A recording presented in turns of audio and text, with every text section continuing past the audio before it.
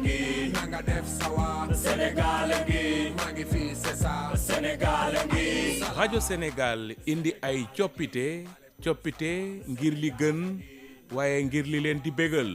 rajo Sénégal fii la jant bi di fenkee bu juróom benni waxtu jotee ci suba gi salaam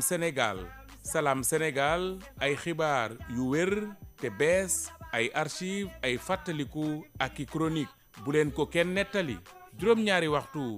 ñaari journaliste di leen jukkil xibaaru réew mi ak bitim réew juróom-ñetti waxtu waxtaan ak ganuk salaam Sénégal juróom-ñetti waxtu bu tegalee fanweeri minute allo Sénégal di jox kàddu gi askan wi plus près de vous émission buy bég ci yéen te di leen yokk bànneex bégee di leen bégee xumbal ak xumbute ba mi di jot rajo Sénégal di leen jox xibaar yu wér te wóor di leen bégal saa su ne. voilà jërë ngeen jëf 8h05 yegsi nañ ci pàcc bi ñoo dalalee sunu gan le grand entretien bu Salam Sénégal Adramé Ismaël Coly ginnaaw ba mën a nuyu ma bàyyi la sunu gan tey. jërëjëf Arouna Diouf di am mbégte di dalal suñu gan bi di Saliou Diop moom écrivain la chercheur nekk itam jàngalekat bokk ci kuréel bu ñuy woowee Carbone 14 mi nga xam te ne mu ngi def liggéey bu mucc ayib ci li nga xam te ne moom mooy lu Cheikh Anta Diop bàyyi fii daanaka maa ngi lay dalal Saliou Diop. jërëjëf Adramé di am mbégte bu baax a baax daal fii nii. boo déggee lii di 7 février 1986 sa xel ci lan lay dem. ci Cheikh Anta Diop di dem ci xam-xam ki nga xam ne dundam yëpp ci xam-xam la tënku waaye tamit di bés boo xam ne nii du ma ne bésu naqar la ndax dafa am benn boroom xam-xam bu mag bu ñuy wax Albert Camus bu doon wax naan la vie elle-même serait absurde si la naissance et la mort étaient les seuls facteurs qui devaient coexister maanaam li ñuy delloo njukkal dëgg-dëgg saa su ne bu ñu demee ci 7 février nekkul juddu wala génn àdduna wu Cheikh Anta Diop waaye li ne ci diggante bi muy dund Cheikh Anta Diop lépp nekk xam-xam lépp nekk bëgg Afrique mbooru Afrique mbatitu Afrique xaytawu Afrique moo tax daanaka saa yuñ ci jubee rek dañuy am mbégte. Conseil des ministres bi mujj ki nga xam te ne moom mooy njiitu réew mi Bassirou Diomaye Diakhar Faye jot na ñaax nguur gi mu gën a fësal li nga xam te ne moom mooy liggéey bi nga xam te ne kii di Cheikh Anta Diop def na ko si li nga xam te ne moom mooy jàng bi maanaam école yi ak université yi boobu lay xalaat nan lañ ko gën a mën a jëmmalee.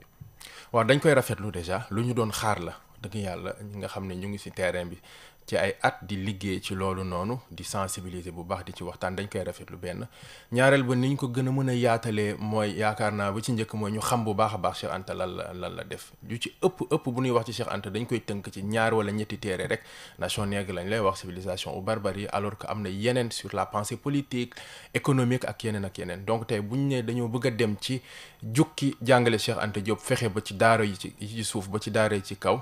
donc yëpp mun ci jot yaakaar naa day am solo bu baax a baax ñu xam lan la ci wax benn ñaareel ba ñu dem vraiment dans les actions quoi au fait parce que am na loo xam ne liggéey boo xam ne tàmbali woon nañ ko ñu jël loolu noonu ngir def ko disséquer ko pour def ko ci curricula yi nga xam ne nii nekk na ci école yi ak ci université yi ñetteel bi tamit yaakaar naa ñu koy waxtaanee aussi tamit ci penc yi dañuy faral di am des colloques des symposiums yu ci bëri yoo xam ne nii dañ koy jagleel xam-xam ci ñeneen waaye lu ñuy jagleel Cheikh Anta Diop dafay xaw a néew loolu yaakaar naa ñett yi mooy yi nga xam ne buñ ko boolee lépp lu ñu bëgg tey président de la République annoncé ko ne dañoo bëgg jël njàngalem Cheikh Anta Diop mu nekk actualité Sénégal bu baax a baax ci suuf ba ci kaw il faut que mu jaar ci ñett yi. moom daanaka fii ci réew mi ñu ko xamul bëriwuñu waaye boo doon tënk Cheikh Anta Diop dëgg-dëgg moom mooy kan.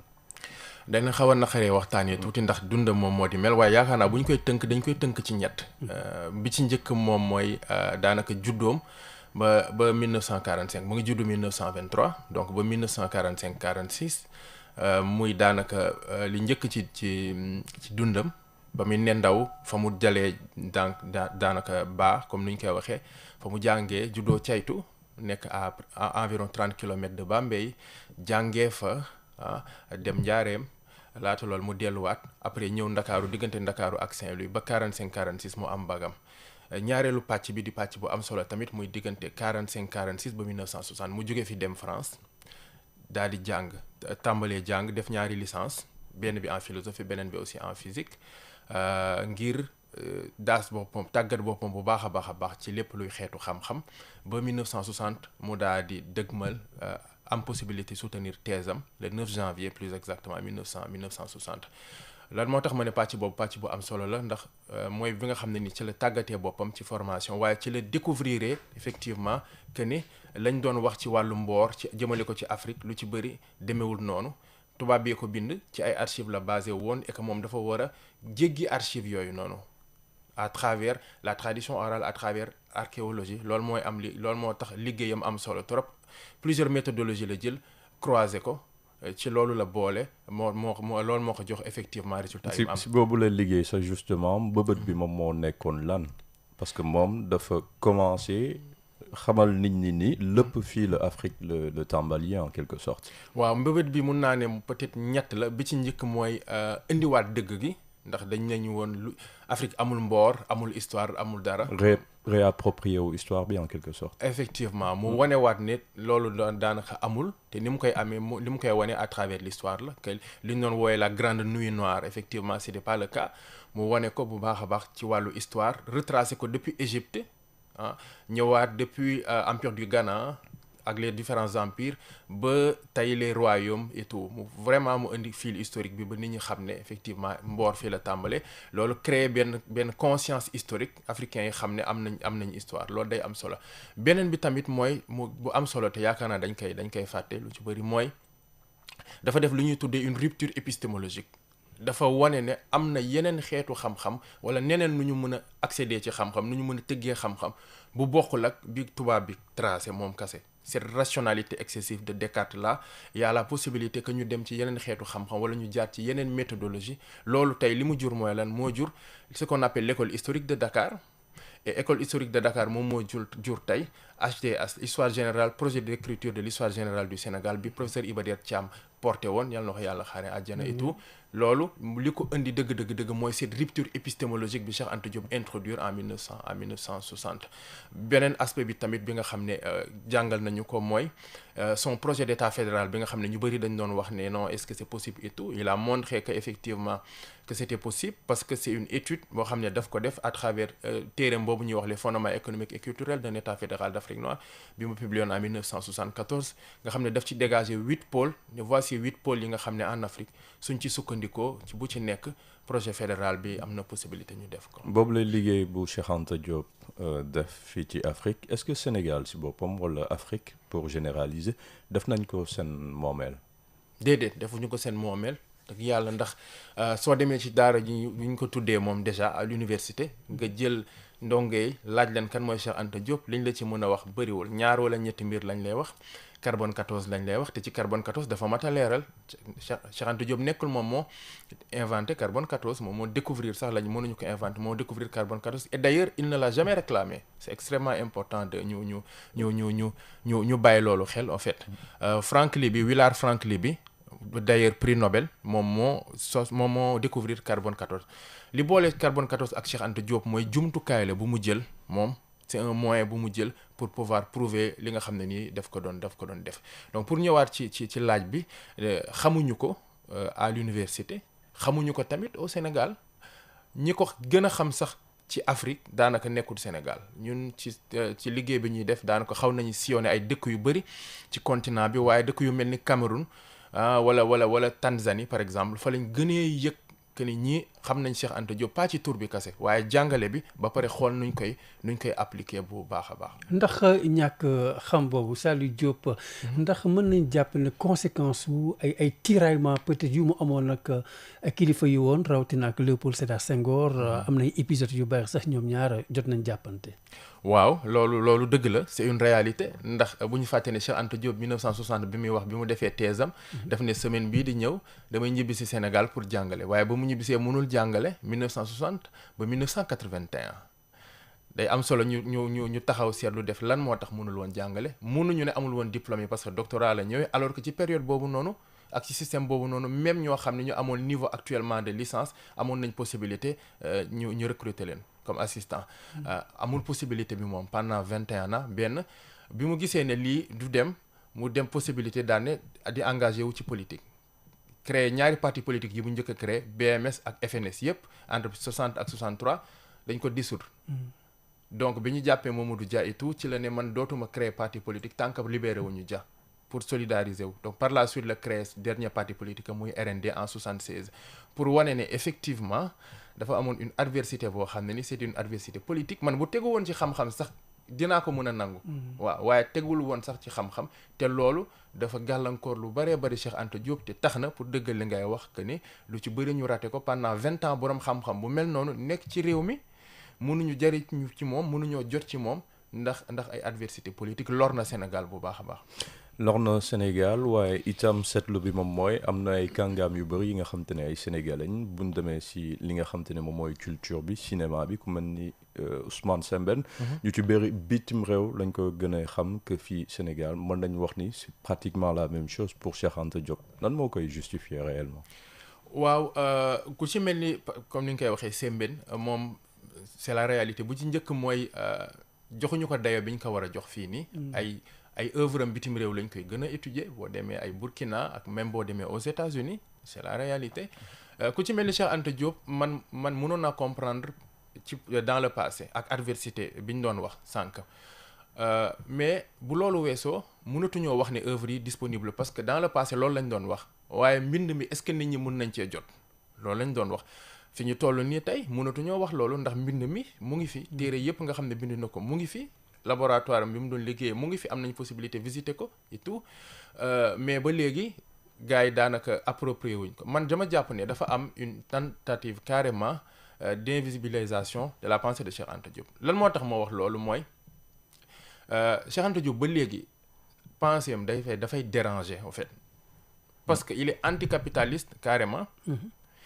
et il est tout à fait contre ce système bi ñu bâtir en fait et il y a toujours des gens qui je vais même pas dire des gens parce que c'est pas des personnes mais c'est des systèmes de pensée des intérêts yoo xam ne nii loolu ça va à l'encontre un peu de ñoom li nga xam ne moom la ñu jëmmal un peu au Sénégal et que bu ñu demoon dans l'application un peu de ces pensées ça va complètement renverser la tendance en fait et ils ne veulent pas en fait parce qu'il y a li anglais bi dox establishment boo xam ne dafi nekk ils veulent pas que ñu changer un peu de paradigme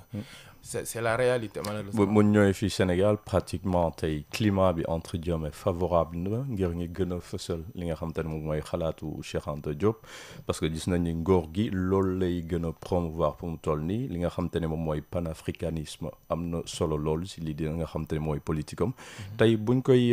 xool nan lañ war a gën a concrétiser pensée bu Cheikh Anta Diop ngir nit ñi mën a xam réellement kan mooy kan te mën cee inspiré wu. bi ci njëkk mooy ñu xool ñoom laata ñuy ñëw li nit ñi def ba pare président li mu annoncé c'est extrêmement important bi ma gisee dama kontaan loolu mooy mais dama ne président na bàyyi xel ne avant muy ñëw moom par exemple notre mouvement on est sur le terrain depuis 10 ans depuis 2016 Carbone 14 on a énormément fait de choses te du ñun kase y a la marche internationale Dakar Ceytu ak ñeneen donc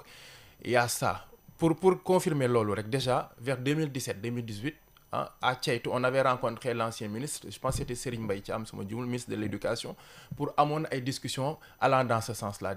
pour xool nan la ñuy jëlee jàngaleem Cheikh Anta Diop dugal ko ci daara yi bu baax ci suuf ba ci kaw et tout 2017 la ñu waxoon ñu ngi 2026 daanaka 10 ans kii na amul avancement parce que bu amoon avancement président du ñëw di jëlaat décision bi di alerter bu baax a baax donc pour man premier élément mooy mu xool un peu l'existant il y a un existant qui est là deuxième bi maintenant il faut bu ñu jël jàngaleem Cheikh Anta Diop di ko dugal mu ànd ak leneen lu Cheikh Anta Diop doon prôner c'est la valorisation des langues locales c'est extrêmement important l'un ne peut pas aller sans l'autre en fait sinon même méthodologie bi ngay jël di ko répéter en fait et sur cette question man vraiment maa ngi xaar le président de la République bu baax ak nos représentants de l'Assemblée nationale il faut que ñu dem vers des décisions beaucoup plus concrètes en fait du ma ko nëbb nous les gens qui sommes sur le terrain depuis 10 ans on est très très remontés contre le régime actuel en fait parce qu'on voit que c'est un peu lent et qu'on a beaucoup d'espoir et on sait qu'ils peuvent le faire on est convaincus voilà donc nañ dem ci loolu on espère que à Ceytu suba dinañ am waxtaan yu demee noonu donc nañu jege ñi nga xam ne ils sont là et ils ont formulé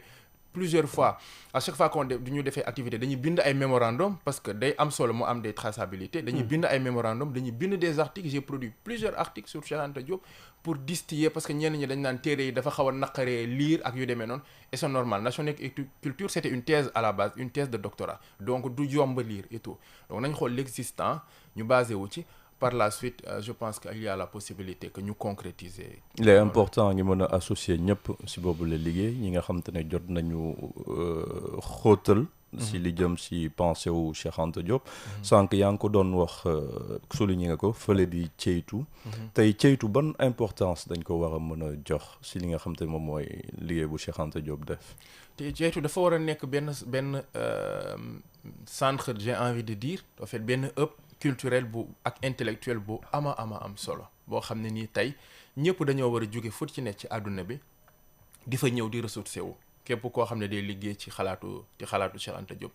te loolu cër boobu pour ñu jox ko carrément Sénégal mun ci gis boppam mun ci bénéficier wu bu baax a baax il faut ñu def fa un peu infrastructure yi nga xam ne moom mooy mën a attirer loolu noonu en fait gis nañ taliba maa ngi fàttaliku bi ñu daan doog a dem ceytu da daan metti léegi gën na yomb ndax tali bi yegg na ak yooyu noonu loolu lu ñuy rafetlu la et tout mais ceytu tey dafa waroon am benn centre culturel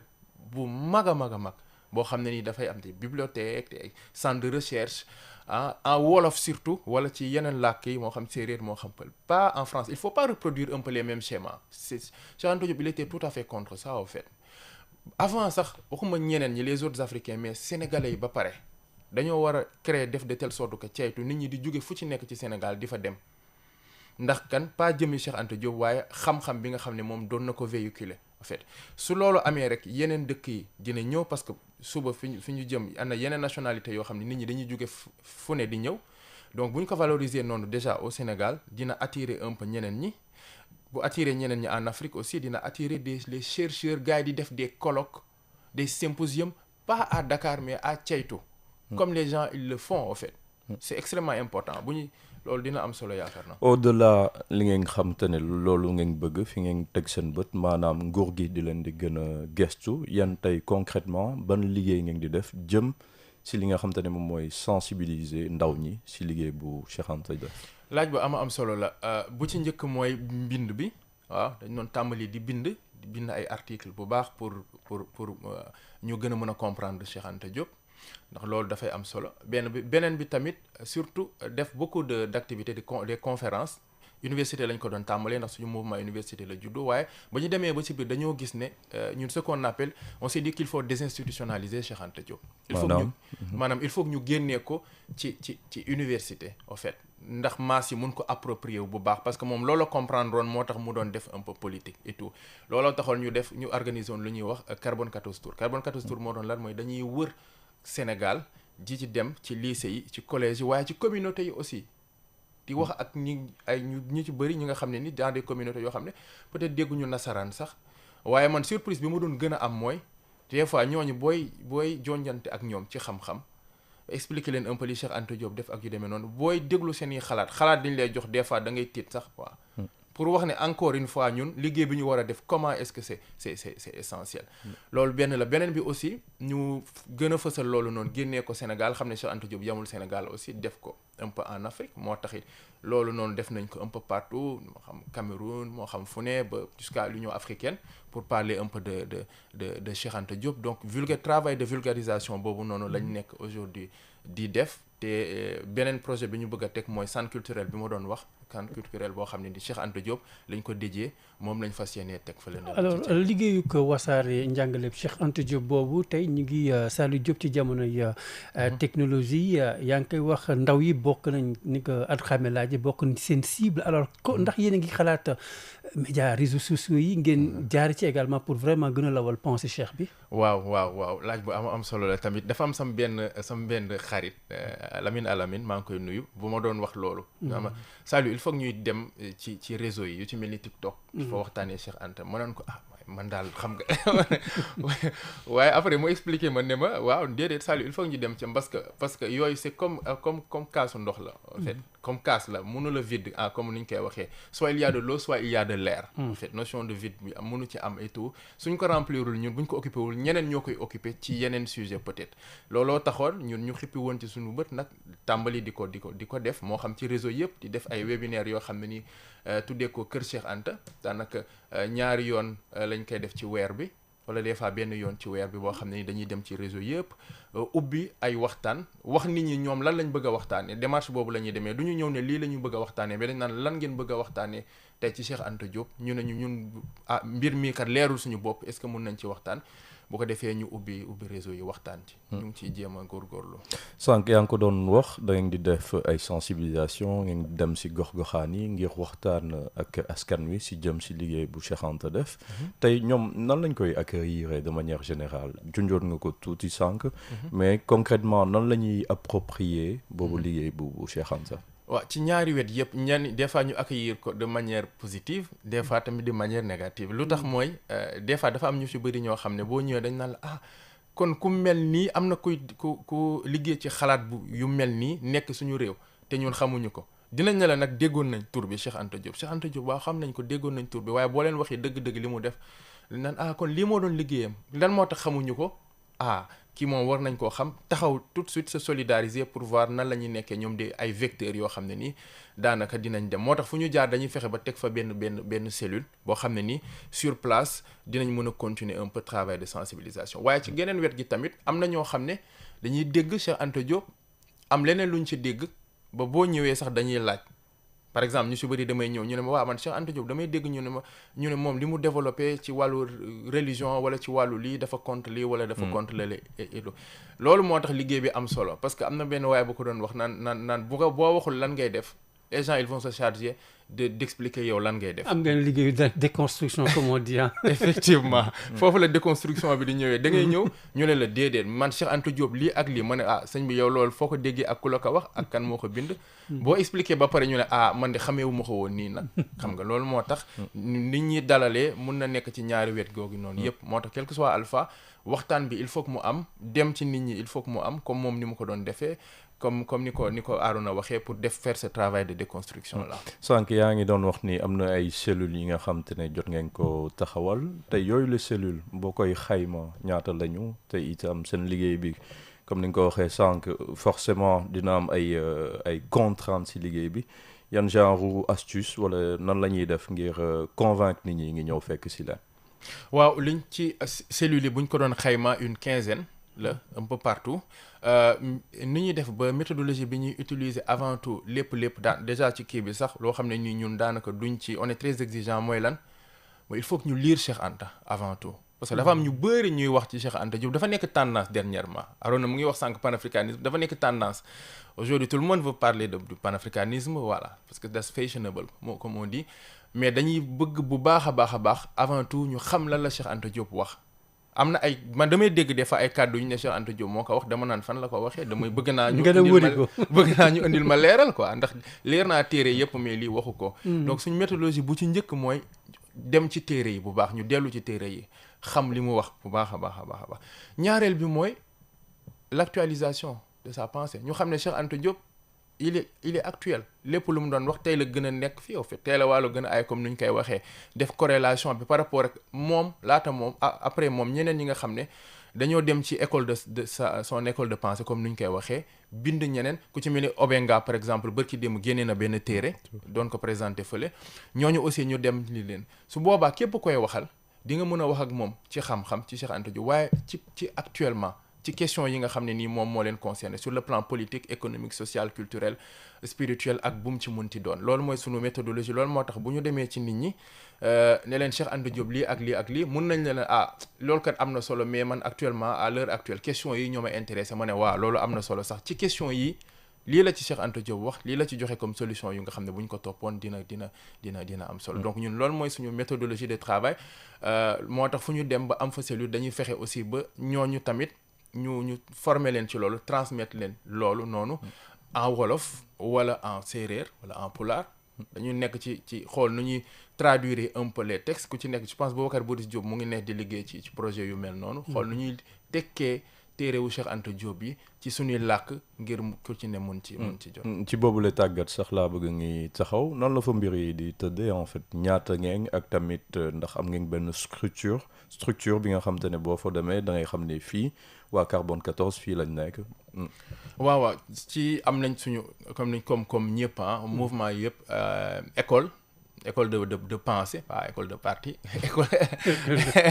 école de pensée boo xam ne ni dañ na ñun kat nii la ñuy doxee par rapport ak Cheikh Anta Diop ak par rapport ak ñeneen ñi pas seulement sax Cheikh Anta Diop ci éducation populaire par exemple on s'inspire beaucoup de Paulo Freire nga xam ne il est incontournable ci éducation populaire loolu mooy benn la beneen bi mooy lu ci ëpp ci ñi ñuy lii suñu cellules yi c'est dans les universités comme ni ma ko waxee université Cheikh Anta Diop la ñu tàmbalee ci yeneen universités yi moo xam par exemple bu Ziguinchor bu Bambey bu Thiès ak yeneen ak université yu bees yi ñu ubbi bëgg nañ ko tamit ak yenn lycées yi comme Bambey ak yeneen yi et tout foofu la ñuy dem suñu demee dañ fay am ay club yoo xam ne nii dañ fay nekk sur place mën nga fa fekk club bu fa nekk ba pare parce que école yu bëri am nañ club Cheikh Anta Diop et tout ñu associé wu un peu ak ñoom pour pouvoir tàmbali liggéey ak ñoom comme ni ma ko waxee li ci njëkk mooy former leen dañ leen di invité ñun ci suñuy session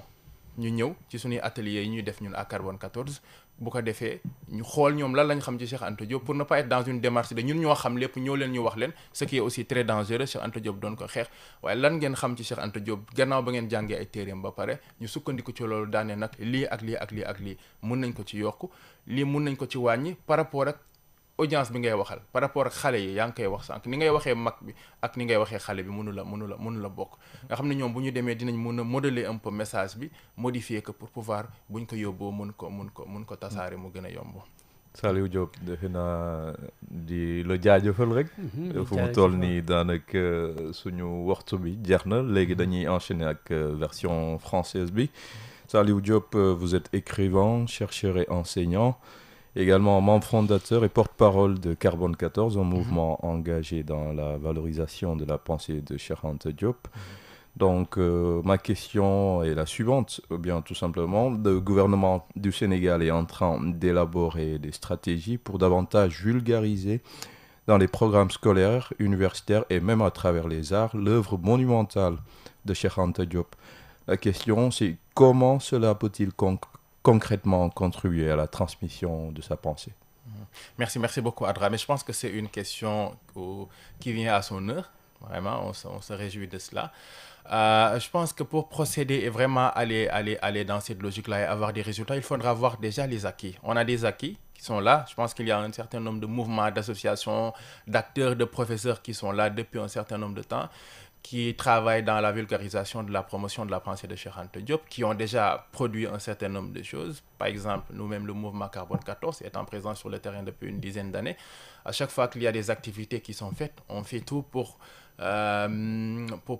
archiver un peu les activités qu'on fait. On écrit des mémorandums pour l'éternité, c'est extrêmement important. Je pense aujourd'hui que le président de la République, à travers ce projet-là, peut s'appuyer déjà sur les acquis qui sont là, aller voir les acteurs, ce qu'ils ont eu à faire, quelle est l'expérience du terrain. Effectivement, parce que ceux qui font ce travail de vulgarisation ont rencontré énormément de difficultés sur le terrain. Pourquoi est-ce qu'à bien des égards, ça bloque? Ça peut permettre effectivement d'anticiper, de voir les facteurs bloquants et de pouvoir aller un peu plus vite. Je pense que si on prend un peu ce premier élément-là, pour pouvoir effectivement maintenant prendre les écrits de Cheikh Anta Diop et les distiller, je pense que ça peut être plus facile.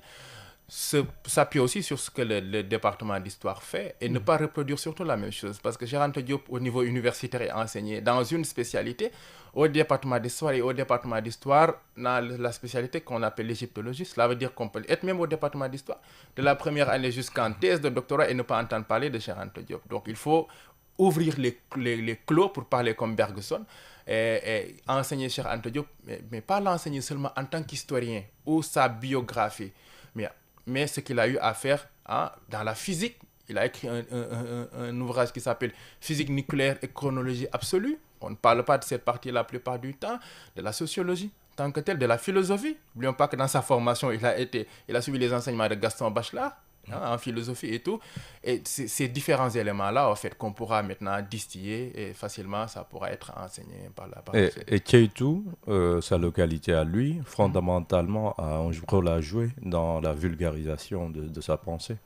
Effectivement, il y a ce qu'on appelle, j'avais écrit un article que j'avais présenté le 29 décembre passé pour célébrer un peu sa naissance, qui s'appelait de la géographie sacrée à la géographie politique, pour parler de la pensée de Cheikh Anta Diop. Quand je pense à Keïtou, je pense à la géographie, et il y a question de la géographie, c'est extrêmement importante dans la pensée de quelqu'un. Quand on pense à Fanon, on ne peut pas ne pas penser à l'Algérie, c'est extrêmement important. Quand on pense à Cabral, on va penser au Cap-Vert et à la Guinée-Bissau.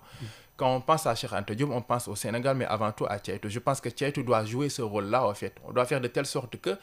que ce village-là, cette localité soit vraiment mise en avant de par les activités qui peuvent y être créées. Donc, même délocaliser des colloques, des symposiums, des conférences, y associer aussi les communautés sur place. Il n'est pas question de faire des conférences en français entre élites et de se dire que non, on ne se mélange pas à la communauté, il faut éviter de faire ça. Créer un centre, un hub, une plateforme qui va effectivement abriter beaucoup de choses, une bibliothèque, un centre de recherche extrêmement... Ça, je pense que ça peut permettre d'ouvrir des clos, de faire de telle sorte que les Sénégalais aillent à Keïtou découvrir Cheikh Anta Diop et ses enseignements, les Africains, mais aussi le reste du monde. Ce fut un réel plaisir, monsieur Diop. Plaisir partagé, merci beaucoup. Merci beaucoup Adrame jërëjëf Saliou Diop bindkat yore kaddu carbone mouvement di carbone 14 alors lu ñu waxtaanee suñu gan nag Seydina Alioune Diop la ñu ubbil bu mu jokko dañuy may place bi mu ubbi leen bu mu jokko yéen mbokk auditeurs yi ngeen mën a réagir ak lu ñu waxtaanee ak suñu gan ki Salam Sénégal Salam Weekend suba incha allah Ali Ndiaye Diouf ngeen ci àndal jërë ngeen jëf. Salam alaikum Sénégal ngi maaleykum salaam Sénégal ngi nanga def sawa Sénégal ngi maa ngi fi c'est ça Sénégal ngi salam. Radio Sénégal fait sa mue, une mue pour le meilleur et pour votre bon plaisir. Sur Radio Sénégal, le soleil se lève dès 6h du matin, tous les jours.